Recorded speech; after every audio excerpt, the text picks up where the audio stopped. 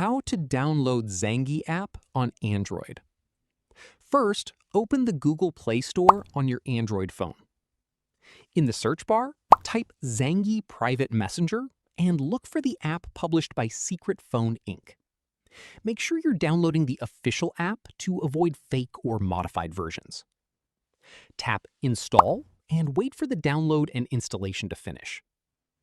Once installed, tap Open to launch Zangi. Zangi allows you to register without providing your personal phone number.